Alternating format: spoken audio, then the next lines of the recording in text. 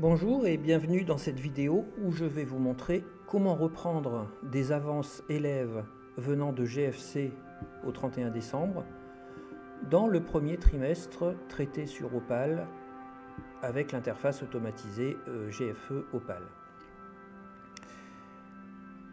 Donc nous allons considérer que vous avez saisi en bilan d'entrée certaines avances pour les élèves qui en bénéficiaient. Et maintenant, après constatation du premier trimestre, il s'agit de récupérer ces avances sur le trimestre janvier-mars de Opal.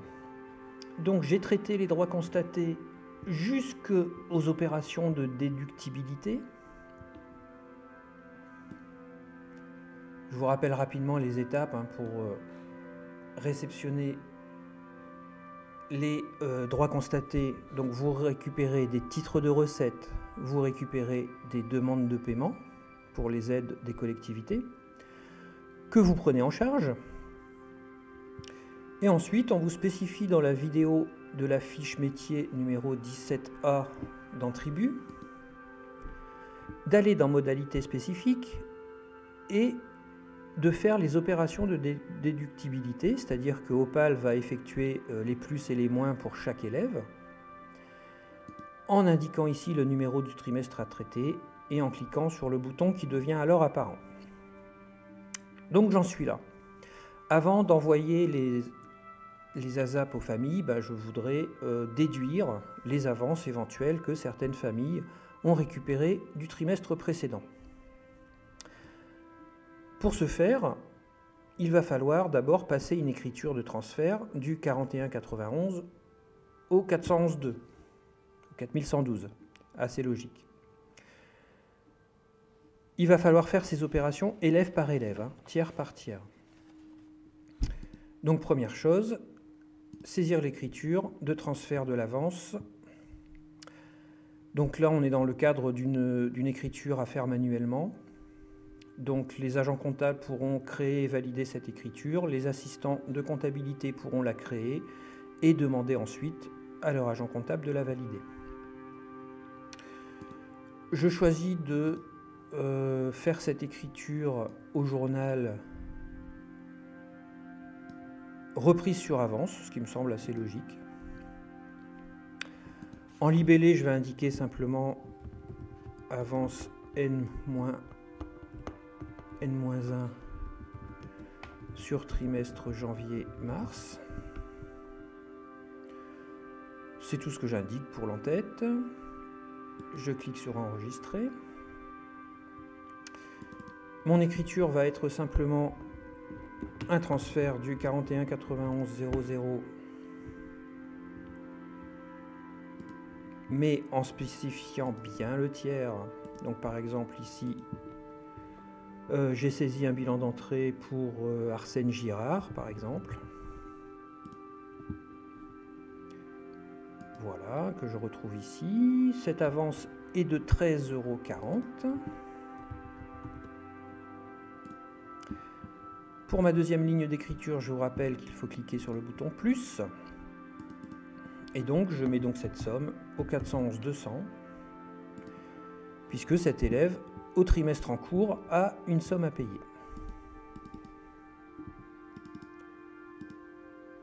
Je remets le même tiers. Girard Arsène. 13,40.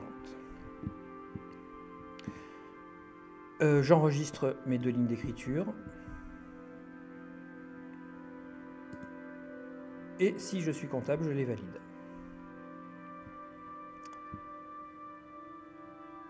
Maintenant, je vais pouvoir dire à Opal d'effectuer la compensation de ce que me doit l'élève Girard Arsène par rapport à tout ce que j'ai reçu en droit constaté, avec cette somme que je viens de lui transférer sur son compte 411.2. Bien sûr, on ne peut rapprocher des pièces comptables que dans un même compte. Pour ce faire, je vais aller dans l'écran CCPIE.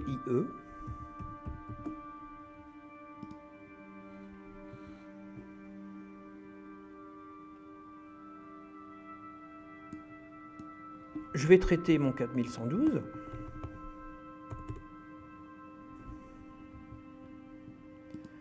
Pour le tiers, Girard, Arsène.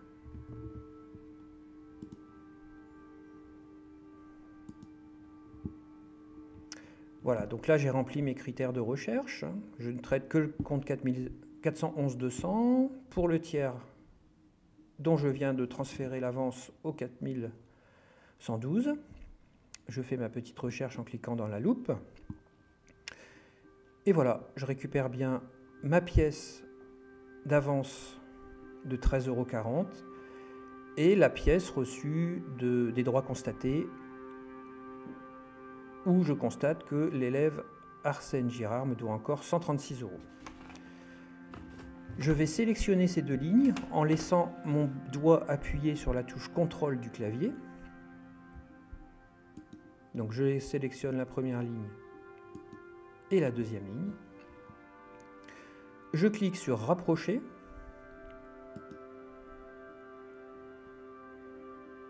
Il me demande une confirmation pour savoir si je veux vraiment déduire l'avance de 13,40 de la somme due de 136, ce qui me laissera un nouveau solde dû de 122,60 €. Je réponds oui, j'en suis certain. Et voilà, l'opération est faite. Comment s'en assurer? On va faire juste un petit rappel ici. Par les pièces comptables, on va pouvoir constater que effectivement le reste dû de l'élève Girard a été diminué. Ici, je vais demander à consulter les pièces de Girard et visuellement, on va pouvoir se rendre compte que l'opération a bien été effectuée. Je vais vous montrer comment. Donc, je demande toutes les pièces de Girard Arsène, pardon. Voilà, je vais me mettre en plein écran pour y voir un peu mieux. J'ai donc ici plusieurs pièces de Girard Arsène. J'ai des pièces de bilan d'entrée, j'ai mes deux pièces qui ont été créées par l'écriture que je viens de saisir, de transfert de l'avance au 411-2, et j'ai la pièce de titre de recette de ce que me doit l'élève au titre des droits constatés. Vous voyez que les montants crédit et débit et crédit sont les sommes d'origine de chacune de ces pièces.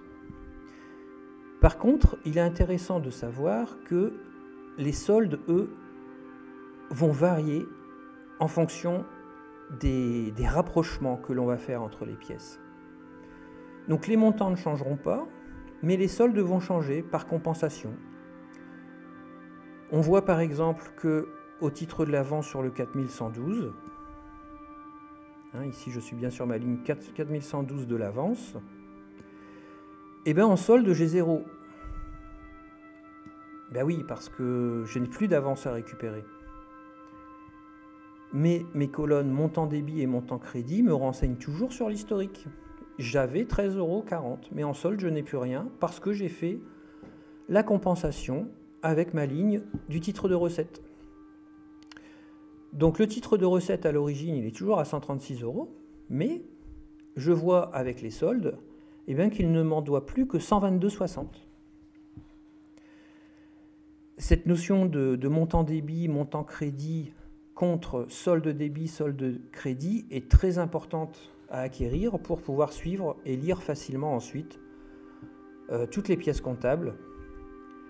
Et vous pouvez notamment également aller sur ma vidéo concernant exclusivement les pièces comptables et tout ce qu'on peut en tirer comme information pour bien comprendre cette notion que GFC ne possédait pas.